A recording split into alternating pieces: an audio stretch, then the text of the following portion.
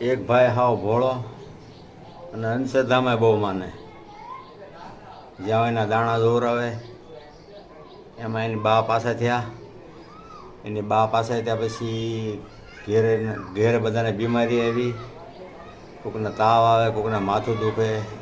તો એને અંધશ્રદ્ધા એવી હતી કે મેં મા બાપની સેવા ઓછી કરી એના હિસાબે કે ઘેરે તકલીફ રહેતી હોય કે મારે હવે જોર આવવું જ પડશે તે ગમે ના આવી કે મારી બા કયા અવતારમાં છે, ક્યાં છે, શું છે, એમ જાણ કરીને તે એની સેવા પૂરી મારે તો કરવી જ પડશે એ કે.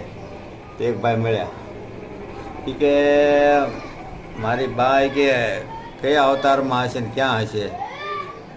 તો એક ભાઈ કે તો જા નદીના ઓલા કાંઠે એક વડલો છે, એના કાળી કૂતરી છે અને માથે સફેદ સાંડલો છે. જો એ બધું હાસું પડે તો તારી બાસ છે એમ માની લેવાનું.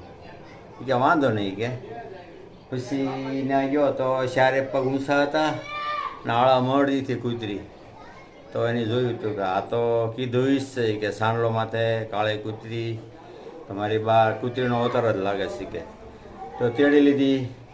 તેડીને પછી ઘેરે લાવ્યો. એની પત્ની કે આ તમે શું લઈ આવ્યા? એ કે આપણા બા છે. આપણા બા થોડા હોય? એ કે હા. એ કે કૂતરીના રૂપમાં આવ્યા છે. એ કે આપણા બા. એ કે એક ભાઈએ કીધું વડલા હેઠ રહેશે તે હાસું પડ્યું. એ કે આ નવરાવાની, ધોવરાવાની, તૈયાર કરવાની, પછી એને ખાવા આપ્યું, પછી પહેલાં એને ખવડાવે, પછી બે જણા ખાય. પછી ભાઈને કાંઈ અટાણું કરવા જવાનું થયું બારી કે તું બાનું ધ્યાન રાખજે. એ કે દોરીએ કહીને બાંધી દીધી સાંભળી લે. અને ભાઈ રસોડામાં ગઈ ને ભાઈ ખરીદી કરવા ગયા. ખરીદી કરવા ગયા ને ત્યારે કીધું ધ્યાન રાખજો બા છૂટીને વૈયા ન જાય. કે આપણે સેવા એ અધૂરી છે. એ કે વાંધો નહીં. કે ભાઈ આવ્યા ઘેરે તો એ કે આ બા તો બાંધેલા નથી, ક્યાં ગયા?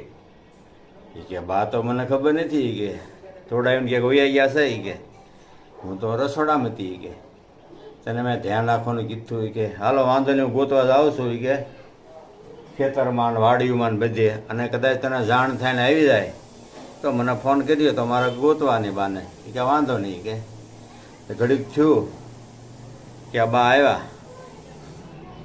તેની પત્નીએ રિંગ કરી ભાઈને કે બા આવી ગયા છે, તમે ઘેરે વહી આવો, ગોતતા નહીં.